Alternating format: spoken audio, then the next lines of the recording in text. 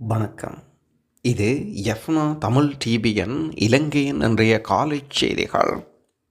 மன்னாரில் விசேட பாதுகாப்புக்கு மத்தியில் ஆயரை சந்தித்திருக்கின்றார் ரணில் விக்ரமசிங்க.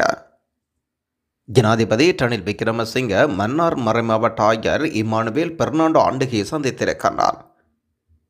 பொருளாதார நெருக்கடியிலிருந்து நாட்டை மீட்பதற்கு ஜனாதிபதி முன்னெடுத்து வரும் பொருளாதார மறுசீரமைப்பு முயற்சிகளை பாராட்டிய மன்னார் ஆயர் மன்னார் அபிவிருத்தி திட்டம் குறித்தும் ஜனாதிபதியுடன் கலந்துரையாடியிருக்கிறார். மன்னார் பருத்துறை முல்லைத்தீவை மீள் புதுப்பிக்க வலுசக்தி மையமாக அபிவிருத்தி செய்யும் திட்டம் குறித்தும் கலந்தாலோசிக்கப்பட்டிருக்கிறது. சுற்றாடல் பாதுகாப்பை கருத்தில் கொண்டு அந்த அபிவிருத்தி திட்டங்கள் முன்னெடுப்பதாகவும் ஆலோசிக்கப்பட்டிருக்கிறது. மேலதிக பலுசக்தியை இந்தியாவுக்கு விற்பனை செய்வது குறித்தும் பேசப்பட்டு வருவதுடன் இந்தியா இலங்கைக்கு இடையில் குழாய் இணைப்பொன்றை கட்டமைப்பது தொடர்பிலும் சாத்தியக்கூறு ஆய்வுகள் மேற்கொள்ளப்படுகின்றன என்று ஜனாதிபதி ரணில் விக்ரமசிங்க அறிவிக்கின்றார். அத்துடன் எதிர்வரும் நாட்களில் இடம்பெற இருக்கும் இந்திய வெளியுறவு அமைச்சின் சுற்றுப்பயணத்தின் போது கலந்துரையாட இருப்பதாகவும் ஜனாதிபதி அறிவித்திருக்கின்றார். இலங்கை இந்தியாவுக்கு இடையில் தரைமார்க்க இணைப்பை ஏற்படுத்துவதற்கான சாத்தியக்கூறு ஆய்வுகள் முழுமை பெற்றிருப்பதாகவும் எதிர்வரும் நாட்களில் ஆராய இருப்பதாகவும் ஜனாதிபதி அறிவிக்கின்றார். அதேபோல் மன்னாரை சுற்றுலா மத்திய ஸ்தலமாக மாற்றுவதற்கான சாத்தியங்கள் குறித்தும் கப்பல் சுற்றுலா தளமாக அபிவிருத்தி செய்வதற்கான இயலுமை குறித்தும் பேசப்பட்டிருக்கிறது. அனைத்து துறையின் கீழும் மன்னார் மாவட்டம் எதிர்காலத்தில் பரந்த அபிவிருத்தி எட்டும் என்றும் ஜனாதிபதி ரணில் விக்ரமசிங்க சுட்டிக்காட்டியிருக்கிறார். மன்னார் மீனவ மக்களின் பிரச்சினை குறித்தும் கவனம் செலுத்துமாறும் மன்னார் மறைமாவட்ட ஆயர் ஜனாதிபதியுடன் வேண்டுகோள் வைத்திருக்கிறார். தென்னிலங்கை அரசியலில் ஏற்பட்டுள்ள அதிரடி மாற்றங்கள் பிளவடையும் அரசியல் கட்சிகள். எதிர்க்கட்சி அரசாங்கத்தை பிரதிநிதித்துவப்படுத்த 40 உறுப்பினர்கள் தங்கள் அரசியல் கட்சியை மாற்றுவதற்கான பேச்சுவார்த்தைகளை ஏற்கனவே ஆரம்பித்துள்ளனர். அவர்களில் கிட்டத்தட்ட 15 பேர் முக்கிய கட்சிகளில் பதவி வகிப்பதாக அறிய முடிகின்றன. ஜனாதிபதி ரணில் விக்ரமசிங்கவுக்கு ஆதரவளிக்க எதிர்க்கட்சியை பிரதிநிதித்துவப்படுத்தும் நாடாளுமன்ற உறுப்பினர் குழுவும் எதிர்க்கட்சித் தலைவர் சஜித் பிரேமதாசவுக்கு ஆதரவளிக்க அரசாங்கத்தை பிரதிநிதித்துவப்படுத்தும் மற்றொரு குழுவினரும் தயாரிக்கப்பட்டனர். பல உறுப்பினர் தேசிய மக்கள் சக்தி கட்சிக்கு ஆதரவளிக்க முடிவு செய்திருப்பதுடன் இவர்கள் கட்சி மாற்றம் தொடர்பில் ஏற்கனவே தலைவர்களுடன் கலந்துரையாடலை முடித்துவிட்டதாகவும் தேர்தலுக்கான அழைப்பு விடுத்த பின்னர் உரிய முடிவை அறிவிப்பதற்கு தீர்மானித்துவிட்டனர். இதேவேளை ஜனாதிபதி ரணில் விக்ரமசிங்கவின் கூட்டணியில் 17 எதிர்க்கட்சி உறுப்பினர்கள் 3 தடவைகளில் இணங்கி இருப்பதாக மற்றொரு அரசியல் தகவல் உறுதிப்படுத்துகின்றது. நுவரெலியா பகுதிகளுக்கு நேரடி விஜயம் மேற்கொண்டிருக்கும் ஜீவன் தொண்டமான். நுவரெலியா மாவட்டம் மஸ்கலிய பிரசபைக்கு உட்பட்ட முள்ளுக்காமம் லக்சபானா ஸ்கொட்டம் ஆகிய தோட்டப்புறங்களுக்கு நேரடிக்கள விஜயங்களை அமைச்சர் ஜீவன் தொண்டமான் மேற்கொண்டிருக்கிறார். மஸ்கலி பிரசபைக்கு உட்பட்ட மக்களை சந்தித்து அவர்களின் நலன் பற்றி விசாரித்திருப்பதுடன் மக்கள் எதிர்நோக்கும் பிரச்சினைகள் சம்பந்தப்பட்டாக கேட்டறிந்து கொண்டார். குறிப்பாக நாளாந்தம் சம்பள காணி உரிமைகள், வீடமைப்பு, எதிர்கால மக்கள் பொருளாதார மேம்பாடு தொடர்பாகவும் விரிவாக கலந்துரையாடல் மேற்கொள்ளப்பட்டிருக்கிறது. நாள் சம்பளம் 1700 ரூபாய் வழங்குவதாக தேயிலை பறிக்கும் அளவினை தீர்மானிப்பது குறித்து தேயிலை கொழுந்து பறிக்க வேண்டும் என்று தெரிவிக்கவில்லை என்றும் இத்தனை கிலோ தேயிலை கொழுந்து பறிக்க வேண்டும் என்று தெரிவிக்கவில்லை என்றும் எவ்வித ஒப்பந்தங்களிலும் கைச்சாத்திடவில்லை என்றும் அமைச்சர் தெரிவித்திருக்கிறார். மாற்று தொழிற்சங்கங்கள் பெருந்தோட்ட நிறுவனங்களை கண்டு அஞ்சும் வேளையில் இலங்கை தொழிலா காங்கிரஸ் மாத்திரமே மக்களின் அபிலாசைகளை நிறைவேற்றி வருவதாகவும் கூறியிருக்கிறார். மேலும் பெருந்தோட்ட தொழிலாளர்களின் கணிசமாக வாழக்கூடிய இந்த காலகட்டத்தில் அவர்களுக்கு வெறுவனமே 14,000 வீடுகள் மாத்திரம் நிர்மாணித்து வழங்குவது குறித்தும் கண் துடைப்பு என்றும் இதற்காக அனைவரது எதிர்ப்புகளை நிறைவு செய்வதற்காக காணி உரிமை வழங்கும் வேலை திட்டத்தினை தான் அமைச்சினூடாக ஆரம்பித்திருந்ததாகவும் ஜீவன் தொண்டமான் குறிப்பிட்டிருக்கிறார். மியன்மார் முகாம்களில் இலங்கையர்கள் தொடர்பில் வெளியிடப்பட்ட விசேட அறிவிப்பு. மியன்மாரில் இருக்கும் சைபர் கிரைம் என்ற இணைய குற்ற முகாம்களில் தற்பொழுது பலவந்தமாக தடுத்து வைக்கப்பட்டிருக்கும் பல இலங்கையர்கள் விரைவில் விடுவிக்கப்படலாம் என்ற வெளிவர அமைச்சர் அறிவிக்கிறார். முக்கியமான விடயம் தொடர்பில் மியன்மாரில் இடம்பெற்ற கலந்துரையாடலின் பின்னர் தாயகம் திரும்பிய அமைச்சர் கட்டுநாயக்க விமானத்தில் வைத்து உறுதி செய்கிறார். குறித்த சைபர் முகாம்களில் தற்பொழுது 49 இளைஞர்கள் தடுத்து வைக்கப்பட்டுள்ளனர். அத்துடன் சீன பிரஜைகள், பல்வேறு நாடுகளைச் சேர்ந்த இளைஞர்கள் இதுபோன்ற நிலைமைகளில் பலவந்தமாக அந்த முகாம்களில் தடுத்து வைக்கப்பட்டிருப்பதாகவும் இராஜாங்க அமைச்சர் கருத்து வெளியிட்டுள்ளார். மோசமான வரலாற்று சாதனை படைத்திருக்கும் மைத்திரிபால சிறிசேனா. மக்களின் மனித உரிமைகள் மீறியமைக்காக முன்னாள் ஜனாதிபதி மைத்திரிபால சிறிசேனா 103 மில்லியன் ரூபாய் நஷ்டஈடு வழங்க வேண்டியிருப்பதாக பிரித்தானிய வானொலியின் BBC அறிவித்திருக்கிறது. அந்த அறிக்கையின் அடிப்படையில் மனித உரிமைகள் மீறியதற்காக அதிக முறை தண்டிக்கப்பட்ட ஒரு ஜனாதிபதி என்ற சாதனையை மைத்ரிபால சிறிசேனா மட்டும் படைத்திருக்கின்றார்.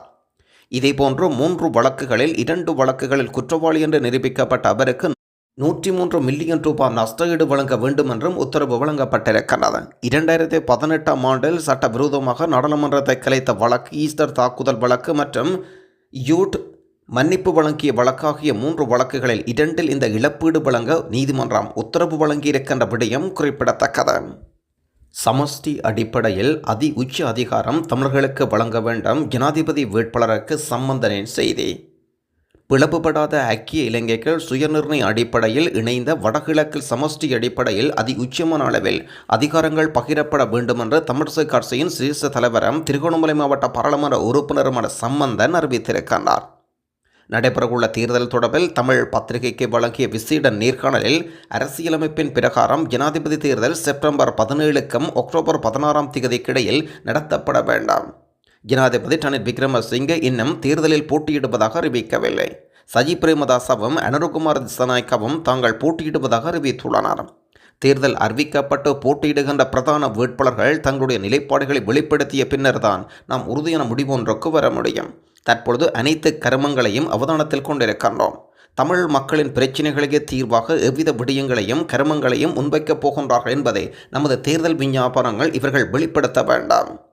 தமிழ் மக்கள் பாரம்பரியமாக வடகிழக்கில் வாழ்ந்து வருகின்றார்கள். ஆகவே அவர்கள் உள்ள சுயநிர்ணயத்தை குறித்துடையவர்கள்.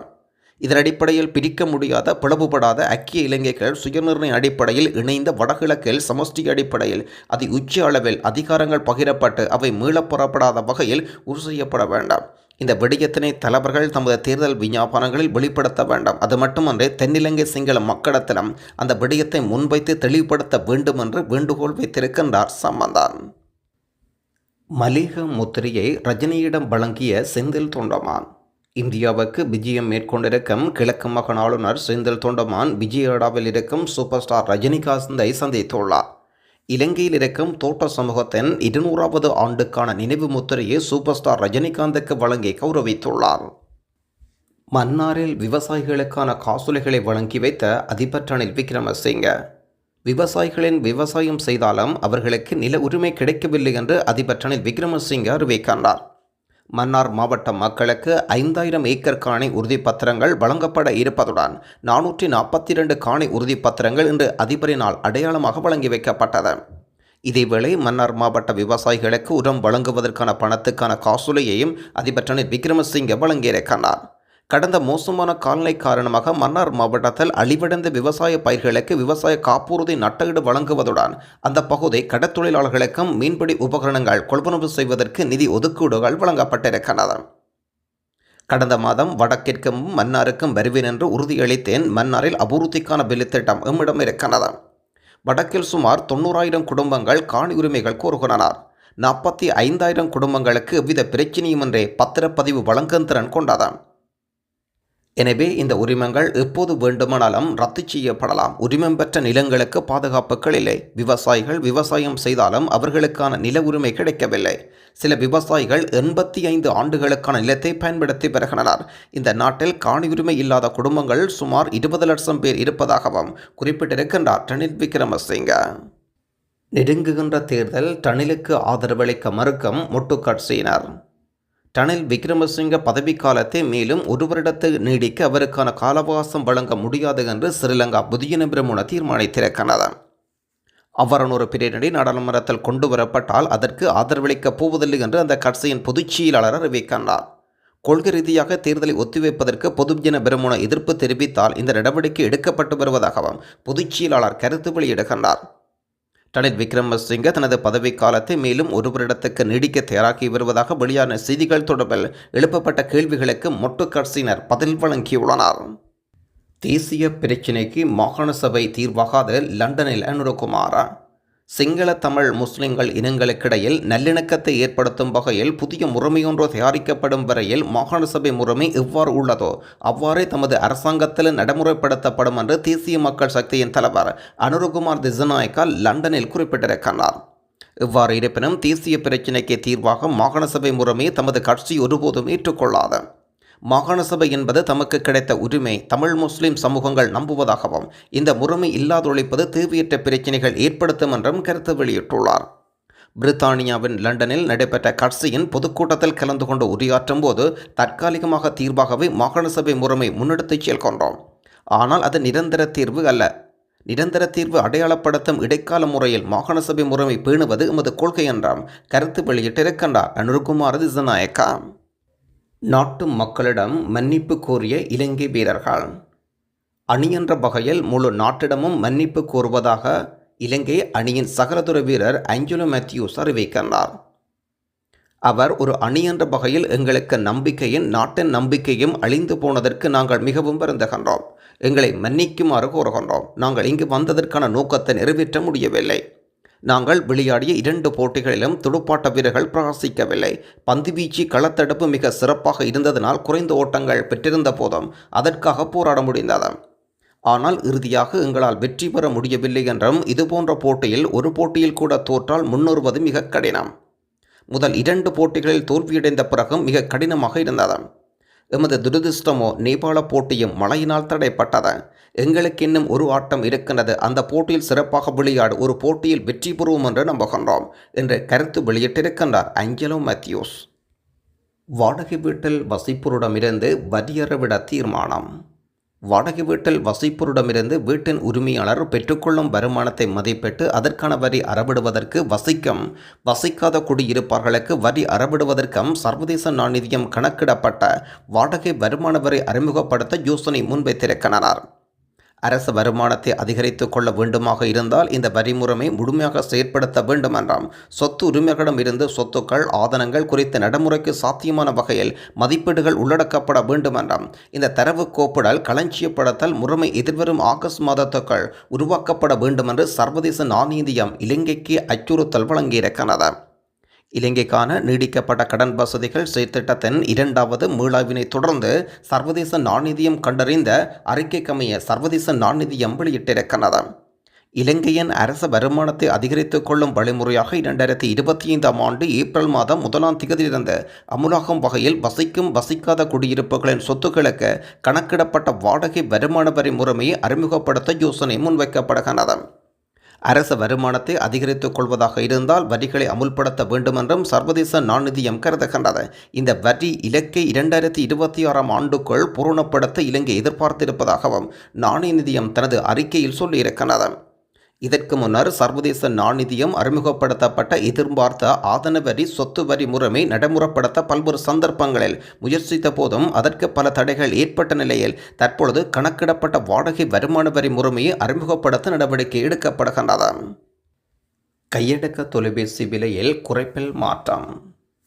அதிகரித்த விலைகளுடன் ஒப்பிடுகையில் கையடக்க தொலைபேசியின் விலைகள் குறைப்பு போதாது என்று அகில இலங்கை தொடர்பாடல் உரிமையாளர் சங்கம் அறிவிக்கின்றது. கையடக்க தொலைபேசிகளின் விலைகளானது 300 தொடக்கம் 400% வரை அதிகரித்தது. ஆனால் 30 தொடக்கம் 35% வரை குறைந்திருக்கிறது. விலை கட்டுப்பாடு ஆகவில்லை என்றும் கையடக்க தொலைபேசியில் அத்தியாவசிய பொருட்கள் அறிவிக்க வேண்டும் என்றும் குறிப்பிட்டிருக்கின்றனர் வர்த்தக சங்கத்தினர். 2ஆம் முள்ளியவாய்க்காலுக்கான பொறுப்பு யார் கூறுவார்? முள்ளியவாய்க்காலில் ஈழத்தமிழர்களின் விடுதலை போராட்டம் தோற்கடிக்கப்படவில்லை என்றும் மாறாக அந்த மண்ணில் தமிழீழ விடுதலை புலிகளுக்கான ஆயுத போராட்டம் மட்டும் தோற்கடிக்கப்பட்டது. அதுவும் சிங்கள சேதத்தின் தமிழினர் மீது கட்டவிழ்த்து விடப்பட்ட வகை தொகையற்ற மனித படுகொலையின் மூலம் தமிழீழ விடுதலை புலிகள் தோற்கடிக்கப்பட்டார்கள். எதிரி மேற்கொண்ட இனப்படுகொலை என்பது தமிழ் மக்களுக்கான பேரிழிப்பையும் தாங்கனா துயரத்தையும் இதன் மூலம் முதலாவது முள்ளியவாய்க்கால் என்று சொல்வோம். முள்ளியவாய்க்காலில் ஈழத்தமிழரின் அரசியல் விடுதலைக்கான ஆயுத போராட்டம் தோற்கடிக்கப்பட்டது என்பது உண்மைதான். அவ்வாறு ஆயுத போராட்டம் தோற்கடிக்கப்பட்ட போது ஆயுத போராட்டத்தின் தோல்விக்கான பொறுப்பை ஆயுத போராட்டத்துக்கு தலைமை தாங்கிய அனைவரும் பொறுப்பேற்றனர் என்பது உண்மையே.